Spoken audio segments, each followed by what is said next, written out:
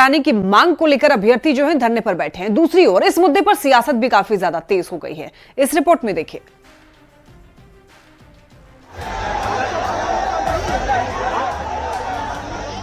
सत्तरवीं बीपीएससी की पीटी परीक्षा को रद्द कराने की मांग को लेकर अभ्यर्थियों का धरना शनिवार को भी जारी रहा।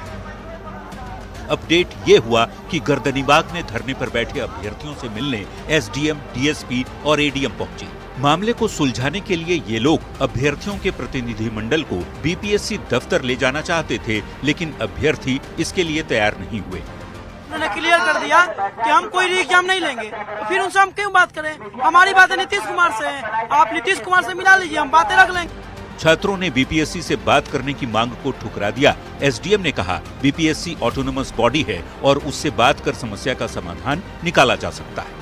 जो भी है बीपीएससी स्वतः अपने डिसीजन लेने के लिए सक्षम है और सक्षम प्राधिकार भी इसमें है। वो वहीं इस मामले में एक और अपडेट ये रहा कि पटना कोचिंग संचालक गुरु रहमान को गर्दनीबाग थाने में बुलाया गया था, जहां उनसे पूछताछ की गई और 3 जनवरी तक उन्हें धरना स्थल पर नहीं जाने का निर्देश दिया गया है।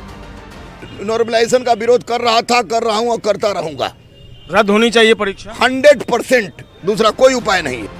अब ये मामला सियासी मुद्दा बनता जा रहा है। विपक्ष को छात्रों के आंदोलन में 2025 का चुनाव दिख रहा है, तो दूसरी ओर सत्ता पक्ष के नेताओं का आरोप है कि छात्रों को भरमाकर विपक्ष के नेता सियासी रोटी सेकने में जुटे हैं और छात्रों के भविष्य से खिलवाड़ कर रहे हैं। न्यूज़ 18 के लिए पटना से संजय कुमार के साथ ब्यूरो। पटना से एक बड़ी खबर देखिए। जनसुराज के प्रमुख प्रशांत किशोर ने छात्र संसद की बैठक बुलाई और कल पटना के गांधी मैदान में ये बैठक बुलाई गई है। तो आज बीपीएससी अभ्यर्थियों से प्रशांत किशोर ने मुलाकात की और आपको बता दें कि बीपीएससी की पीटी परीक्षा रद्द करने की मांग को लेकर के अभ्यर्थी लगातार धरना प्रदर्शन कर रहे हैं। बताते चले आपको, री एग्जामिनेशन की मांग है अभ्यर्थियों की और पटना के गांधी मैदान में देखिए कल बैठक होने वाली है। प्रशांत किशोर ने कुछ अभ्यर्थियों को बुलाया है, एक बैठक बुलाई है जिसमें उनकी मांगों को सुनेंगे और उनकी आवाज बनेंगे, उनकी मांगों को लेकर के आवाज उठाएंगे प्रशांत किशोर। तो प्रशांत किशोर का समर्थन अब इन अभ्यर्थियों को मिल रहा है। कल छात्रों की बैठक बुलाई गई है प्रशांत किशोर के द्वारा। पटना में बीपीएससी अभ्यर्थियों के प्रदर्शन में जनसुराज के प्रमुख प्रशांत किशोर भी शामिल हुए और बता दें आपको, बीपीएससी परीक्षा को रद्द करने के साथ साथ री एग्जामिनेशन कराने की मांग कर रहे हैं। गर्दनीबाग में धरने पर बैठे छात्रों से प्रशांत किशोर ने मुलाकात की। मीडिया के सवाल पर उन्होंने कहा है कि वो सिर्फ छात्रों से मिलने आए। टाइम दिया गया था सरकार को कि सरकार बच्चों से आकर बात करे। अभी मैं बच्चों से आकर बात करना चाहता हूं कि बच्चों का मंतव्य क्या है। अभी यहाँ से कोई जुलूस मार्च कुछ भी नहीं है, मैं सिर्फ बच्चों से बात करने आया।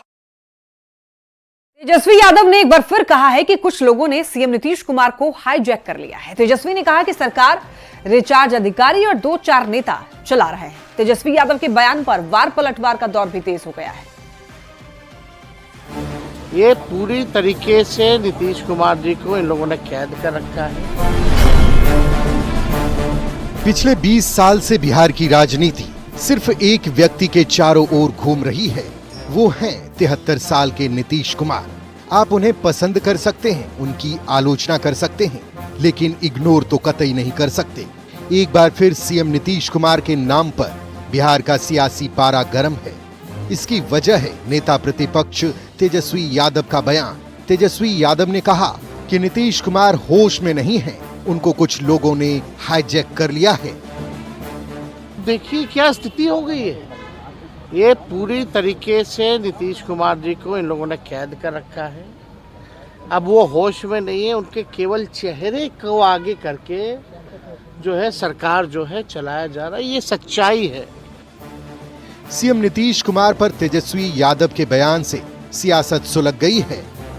नेता प्रतिपक्ष हताशा में अब मुद्दा विहीन और तथ्यहीन बात करने लगे हैं। बीजेपी ने तेजस्वी पर हमला बोलते हुए कहा कि तेजस्वी यादव में संस्कार की कमी है। सच यह है कि तेजस्वी यादव जी अपने पिता लालू प्रसाद जी को हाईजैक कर लिए। तो जेडीयू ने भी तेजस्वी पर पलटवार किया है। अहंकार में रहे हुए व्यक्ति ही इस प्रकार की भाषा बोल सकता है। वहीं कांग्रेस ने नीतीश कुमार पर दिए गए तेजस्वी के बयान का समर्थन किया है। दुर्भाग्य ये है कि बिहार के मुखिया भी अब बीमार हो चुके हैं, जो अपने सोच समझ से बिहार सरकार को चला नहीं पा रहे हैं।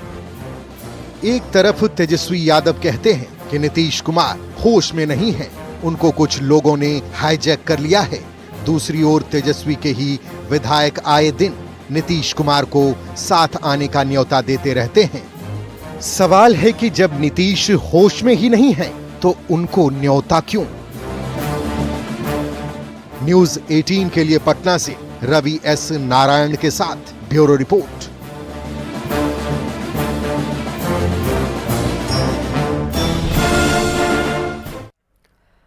आईएएस संजीव हंस के बाद उनके करीबियों पर ईडी का शिकंजा कसा गया। बिहार पुल निर्माण विभाग के पूर्व इंजीनियर के आवास और होटल में ईडी ने छापेमारी कर कई अहम दस्तावेज जब्त किए। पटना के एक और गया में 2 ठिकानों की छापेमारी से हड़कंप मच गया।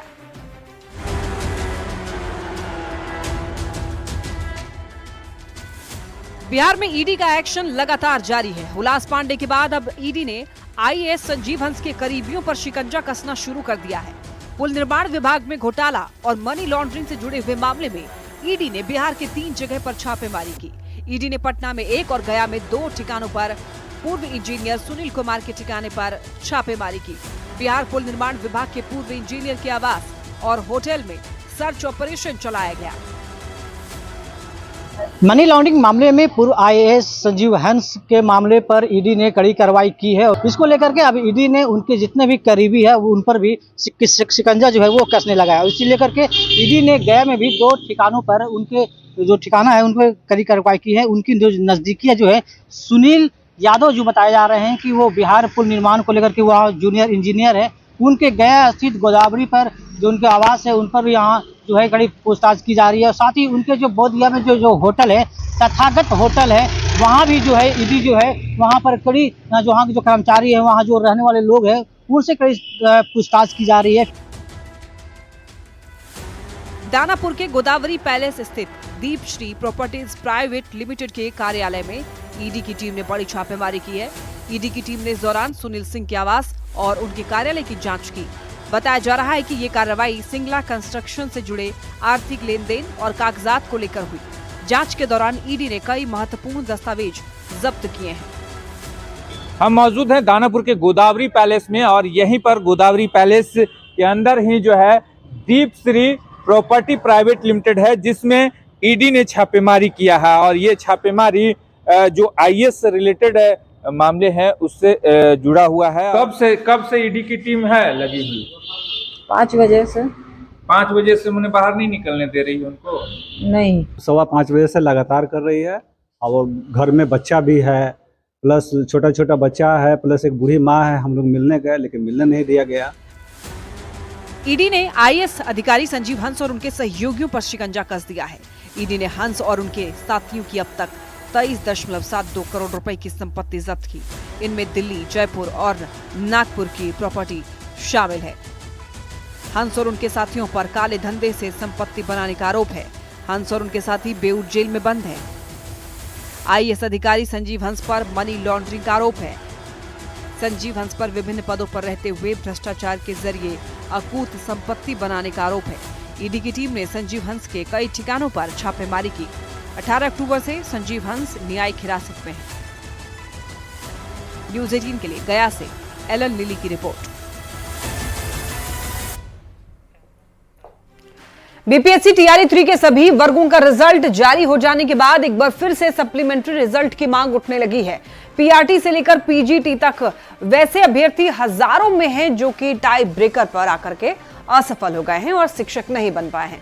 अभ्यर्थियों ने अब शिक्षा विभाग के एसीएस एस सिद्धार्थ, शिक्षा मंत्री और बीपीएससी के चेयरमैन से पत्र लिखकर गुहार लगाई है कि मल्टीपल रिजल्ट के बदले सप्लीमेंट्री रिजल्ट जारी हो।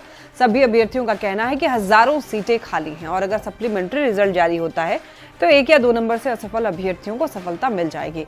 शिक्षक अभ्यर्थियों से बात की संवाददाता रजनीश कुमार ने। टीआरई 3 के पीआरटी से लेकर पीजीटी तक का रिजल्ट जारी हो चुका है, लेकिन हजारों अभ्यर्थी ऐसे हैं जो किसी कारण से असफल हो गए। अब सभी अभ्यर्थी शिक्षा मंत्री से लेकर शिक्षा विभाग के एसीएस डॉक्टर एस सिद्धार्थ और बीपीएससी के चेयरमैन से गुहार लगा रहे हैं कि सप्लीमेंट्री रिजल्ट जारी हो। बातचीत करते हैं कि क्या उम्मीद है आप लोगों को अब, चूंकि असफलता हाथ लगी है। सर उम्मीद तो सरकार से हमें बहुत है सर कि हम कट ऑफ मार्क्स लाते हुए मेरा रिजल्ट नहीं हुआ है सर। मेरा मैथ साइंस में बीसी का कट ऑफ 89 मार्क्स गया है सर। 89 मार्क्स मेरा है सर, लेकिन फिर भी मेरा सिलेक्शन नहीं हुआ सर, क्योंकि टाई ब्रेकर से हम छट गए सर। इसका कारण यह है सर कि एक ही अभ्यर्थी को 3 जगह रिजल्ट दिया गया है सर। 6 to 8 में भी है उसका रिजल्ट, 9 में भी उसका रिजल्ट है, 11th में उसका रिजल्ट है सर। सर हम लोग को सप्लीमेंट्री रिजल्ट दिया जाए सर, हम लोग को उम्मीद टूट जाएगा सर। हम लोग बहुत दिनों से तैयारी कर रहे हैं सर। अच्छा। और मेरा बीसी कैटेगरी है सर, 83 नंबर है मेरा। 83 नंबर ला करके भी मेरा रिजल्ट सर नहीं हुआ, और हम सरकार से यही चाहते हैं कि सप्लीमेंट्री रिजल्ट दे करके और मेरा उद्धार कर दे सर। जी सर, शिक्षा मंत्री के पास मिले हैं सर, उन्होंने बोला कि स्टडी करके सब कुछ हम लोग बताते हैं और आप लोग पॉजिटिव रहिए। मेरा सर BC2 में PRT में 74 नंबर है, कटअप के अंतर्गत चल गए, फिर भी सर मेरा नहीं मतलब हुआ। आप एकदम बॉर्डर पर आकर हैं। जी सर, बिल्कुल सर, हम लोग बाउंड्री लाइन पर है, जहाँ भी जाते हैं सर सिर्फ आश्वासन मिल रहा है सर कि इस बार पॉजिटिव रहिए।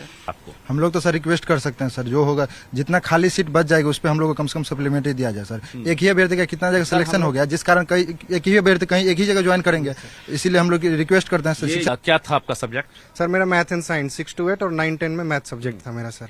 और आयोग के वेबसाइट पे जो पड़ा हुआ है ना वो रिजल्ट, उससे हम लोग भी कंपेयर किए तो लगभग 800 से अधिक केवल एक सब्जेक्ट में से हैं जो दोनों में मल्टीपल रिजल्ट है सर। हाँ, ये सभी अभ्यर्थी देख सकते हैं कि एक उम्मीद लगाकर शिक्षा विभाग हो या आयोग हो वहां पर चक्कर लगा रहे हैं, गुहार लगा रहे हैं, क्योंकि 87,774 पदों पर विज्ञापन निकली थी और उसके बाद 66,300 लगभग रिजल्ट जारी हुआ है। ऐसे में 25% जो सीटें हैं वो रिजल्ट के दौरान खाली हो गई है, PRT से लेकर PGT तक। इसके बाद जो मल्टीपल रिजल्ट है उसके अगर एवज में बात करेंगे आप, तो लगभग वहां पर 10 से 15 हजार जो सीटें हैं खाली हो जाएंगी और इसके बाद फिर वेरिफिकेशन के दौरान भी उम्मीद है कई सीटें खाली होंगी।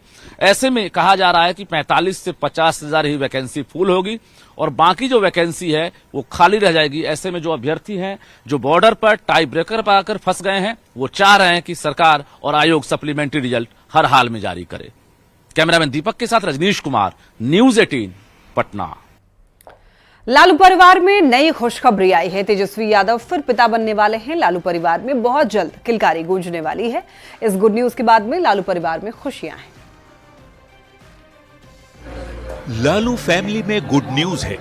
नेता प्रतिपक्ष तेजस्वी यादव फिर से पिता बनने वाले हैं। लालू परिवार में जल्द किलकारी गूंजेगी। आरजेडी नेता तेजस्वी यादव एक बार फिर पिता बनने वाले हैं। उनकी पत्नी राजश्री प्रेग्नेंट हैं।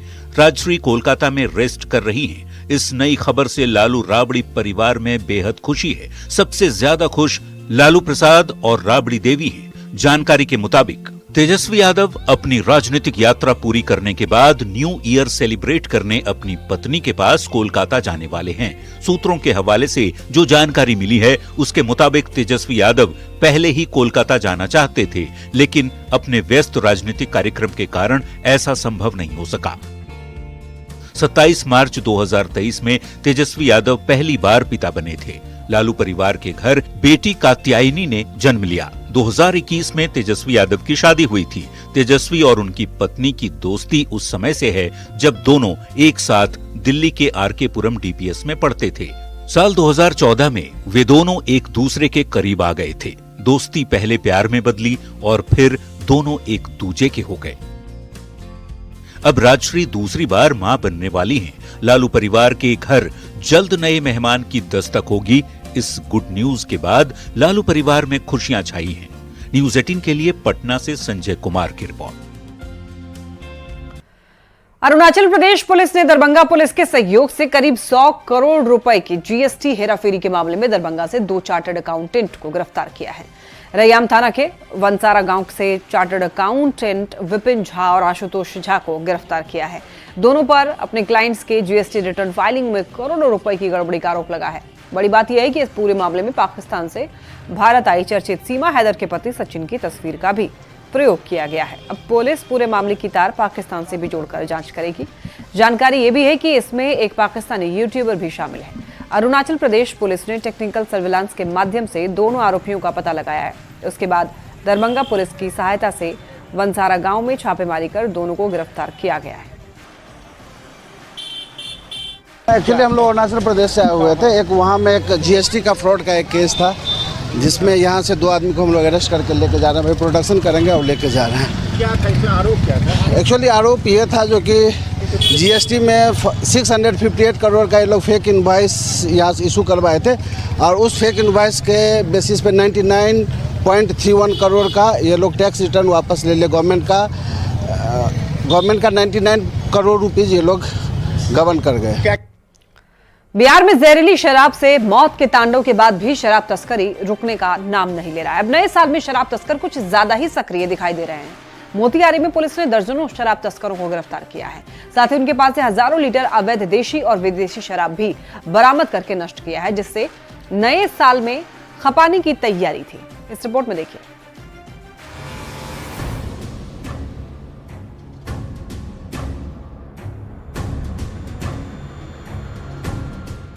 बिहार पुलिस शराब माफियाओं के खिलाफ लगातार एक्शन ले रही है।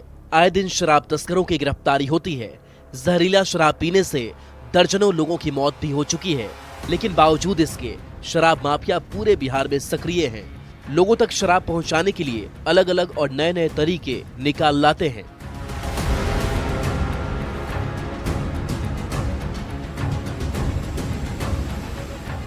नए साल पर बिहार में शराब तस्कर बड़े पैमाने पर सक्रिय हो गए हैं। चाहे देसी शराब हो या फिर विदेशी, दोनों जगह जगह से बड़ी मात्रा में पकड़े जा रहे हैं।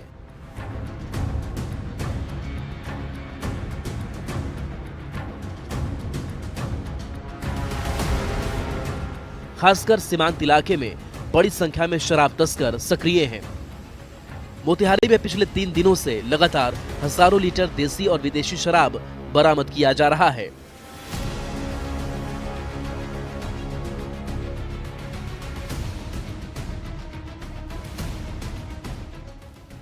शनिवार को पुलिस ने मोतिहारी के सिकरहना रक्सौल से 12,500 लीटर देसी शराब बरामद किया। साथ ही 9 शराब तस्करों को भी पुलिस ने हिरासत में लिया। 27 दिसंबर को मोतिहारी से 11,100 लीटर देसी शराब जब्त किया गया, जबकि पुलिस ने 200 लीटर विदेशी शराब भी जब्त किया। पुलिस ने यहां से 13 शराब तस्करों को भी गिरफ्तार किया। 25 दिसंबर को पुलिस ने मोतिहारी के रामगढ़वा से 600 लीटर विदेशी शराब बरामद किया। पुलिस ने यहां 3 शराब तस्करों को भी गिरफ्तार किया। दरअसल नए साल पर शराब बेचने के लिए अलग अलग राज्यों से शराब तस्कर विदेशी शराब बिहार में लाकर तस्करी कर रहे हैं। मोतिहारी पुलिस ने एक ऐसे ही शराब तस्कर गिरोह को पकड़ा है, जो गोपालगंज के रास्ते पूर्वी चंपारण में एक लग्जरी गाड़ी से ब्रांडेड शराब की बोतल लेकर जा रहे थे। जैसे ही पुलिस को सूचना मिली, पुलिस ने घेराबंदी कर इन शराब तस्कर को गिरफ्तार कर लिया। इसके अलावा मोतिहारी में बड़ी संख्या में देसी शराब को भी पुलिस ने नष्ट किया। जगह जगह ग्रामीण इलाके में, बागीचे में, झोपड़ियों में देसी शराब बनाया जा रहा था। जैसे ही पुलिस को सूचना मिली, पुलिस ने तुरंत छापा मारकर इन अवैध शराब के अड्डों को नष्ट किया। इस दौरान पुलिस ने हजारों लीटर अवैध रूप से बनाए जा रहे देसी शराब को नष्ट किया, जिसे नए साल में खपाने की तैयारी की जा रही थी। मोतिहारी से न्यूज़ 18 के लिए अवनीश कुमार सिंह की रिपोर्ट। राजधानी पटना के खुसरूपुर प्रखंड में अतिक्रमण हटाओ अभियान चलाया गया। इस मौके पर जिला प्रशासन और खुसरूपुर नगर पंचायत की टीम ने, आपको बताते चलें कि यहां पर टॉल इलाके से, बॉसटॉल इलाके से लेकर के खुसरूपुर रेलवे गुमटी और खुसरूपुर बाजार में अतिक्रमण हटाओ अभियान चलाया। तो वहीं इस दौरान प्रशासन की टीम ने जहां सड़क पर अवैध रूप से सजी सैकड़ों दुकानों को हटा दिया, तो वहीं सड़क पर अवैध रूप से बने हुए पक्के निर्माण को भी जेसीबी मशीन की मदद से तोड़ दिया गया। प्रशासन की टीम ने अवैध अतिक्रमणकारियों से जुर्माना भी वसूला है। प्रशासन के इस अभियान से अवैध अतिक्रमणकारियों में हड़कंप मचा हुआ है। अतिक्रमण हटाओ अभियान को लेकर के भारी संख्या में पुलिस बल की तैनाती देखी गई।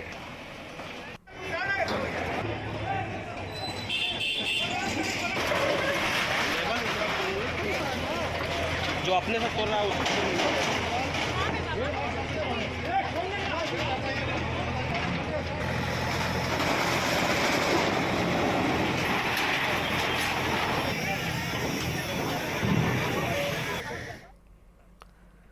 गुरु गोविंद सिंह जी महाराज के 358वें प्रकाश पर्व को लेकर पटना सिटी में अतिक्रमण हटाओ अभियान चलाया गया। प्रशासन की टीम ने आलमगंज थाना क्षेत्र और चौक थाना क्षेत्र के विभिन्न इलाकों में अतिक्रमण हटाओ अभियान चलाया।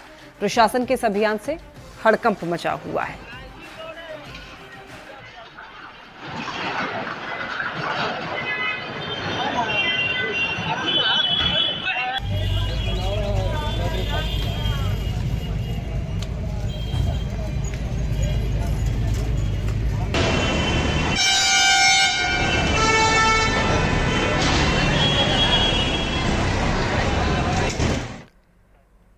गोपालगंज में पहली बार आयोजित राष्ट्रीय बालिका लीग जूनियर सब जूनियर खो खो प्रतियोगिता में खिलाड़ियों ने शानदार प्रदर्शन किया। प्रतियोगिता के पहले दिन कुल 8 टीमों के बीच में 4 मुकाबले खेले गए, जिनमें जूनियर और सब जूनियर दोनों श्रेणी के खिलाड़ी शामिल थे।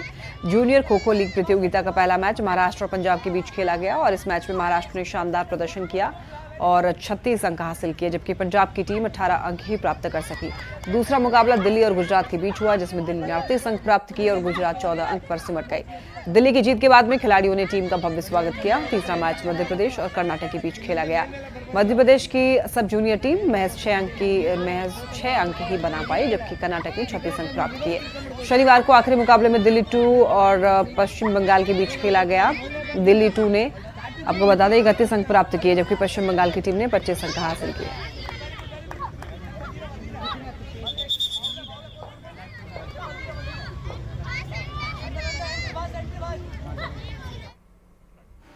और इसी के साथ बुलेटिन में इतना ही। खबरें लगातार जारी है, आप देखते रहिए न्यूज़ 18।